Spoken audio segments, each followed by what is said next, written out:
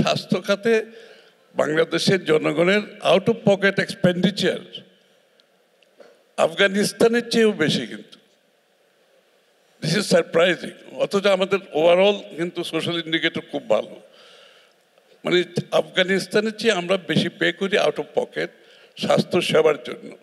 তো এই বিষয়টা নিশ্চয়ই যে কলরটা আছে আমাদের আলোচনার মাধ্যমে সমাধান করা উচিত। এখানে 2-3টা বিষয় আছে। প্রাইভেট সেক্টর নিয়ে অনেক কথা হয়েছে, সরকারের কথা হয়েছে, এনজিওদের কথা হয়েছে। এখানে কিন্তু আমি কোনো কনফ্লিক্ট দেখতে পাচ্ছি না। এনজিও, প্রাইভেট সেক্টর, সরকারের মধ্যে কোনো কনফ্লিক্ট নেই। The role is completely different. সবার রোলটা কিন্তু আলাদা আলাদা রোল, কোনো কনফ্লিক্ট অফ ইন্টারেস্ট থাকার কোনো কারণ নাই। প্রথমত, আমাদের দেশের স্বাস্থ্যসেবার যে মানদণ্ডে আমরা পিছিয়েছি সেটার একটা কারণ হচ্ছে primary health care, preventive health কেয়ারে আমরা প্রয়োজনীয় ব্যবস্থা নিতে পারিনি। এটা হচ্ছে সরকারের দায়িত্ব। Primary health care, preventive health care সরকারের দায়িত্ব, এবং এইখানে আমাদেরকে সরকারিভাবে আমাদের কীভাবে অ্যাড্রেস করব সিদ্ধান্ত নিতে হবে। হানিফ সাহেব আমাকে জিজ্ঞেস করেছেন বাজেটের কথা। অত্যন্ত সত্য কথা, 1% and below 1% যদি একটা দেশের স্বাস্থ্যসেবার বাজেট হয়, সেখানে স্বাস্থ্যসেবার খুব বেশি প্রত্যাশা করার কোনো কারণ নাই।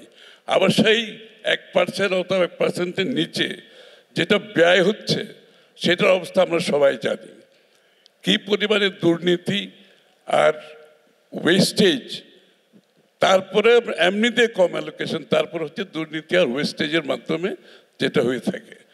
তো সুতরাং প্রথমত আমাদেরকে সিদ্ধান্ত নিতে হবে দেশ হিসাবে, জাতি হিসাবে, আমরা স্বাস্থ্যসেবার জন্য আমাদের অ্যালোকেশন কী হবে, বাজেট অ্যালোকেশন কী হবে। 2টা জায়গায় আপনি ডেমোগ্রাফিক ডিভিডেন্ডের কথা বলবেন, স্বাস্থ্যসেবায় 1%-1%-এর নিচে বাজেট অ্যালোকেশন করবেন, এটা তো হতে পারে না।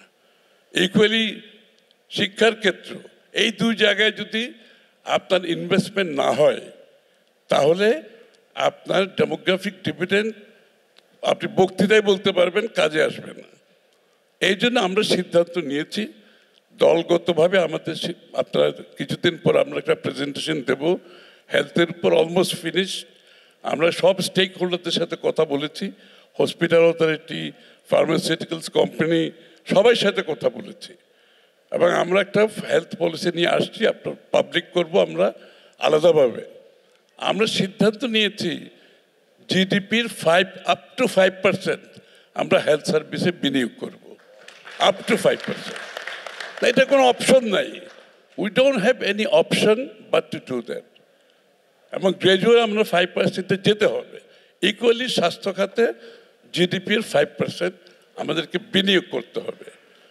ডেমোগ্রাফিক ডিভিডেন্ড শুধু তো না, এখানে আরেকটা নতুন বিশ্বে একটা নতুন আলোচনা চলছে, সেটা হচ্ছে লঞ্জিভিটি ডিভিডেন্ড। লঞ্জিভিটি ডিভিডেন্ড হচ্ছে আমাদের বয়স্ক যারা আছে, আপনি রিটায়ারমেন্ট এজ কত এখন সরকারি? 69। তা আমার তো 69 কবে পার হয়ে গেছে, আই এম স্টিল ফাংশনিং। এখানে অনেকে আছে 69 পার হয়ে গেছে। তারপরে আমার মনে অন্য ক্ষেত্রে আরও কম বোধ হয় 59। তাইলে আপনি চিন্তা করেন এই লোকগুলো সর্বক্ষেত্রে যারা রিটায়ারমেন্টে চলে গেছে তাদের কিন্তু একেবারে অকেজো অবস্থায় বসে আছে। এরা তো বাংলাদেশের সোশ্যাল ইকোনমিক ক্ষেত্রে এদের তো একটা কন্ট্রিবিউশন থাকার কথা। তো এখানেও আমাদের কিন্তু লঞ্জিভিটি ডিভিডেন্ডের উপর বিনিয়োগ করতে হবে। সেটা স্বাস্থ্য খাতে, শিক্ষা খাতে, 2 খাতের মধ্যে, সেখানে তো অনেকগুলো খাত আছে আবার এই খাতগুলোর মধ্যে।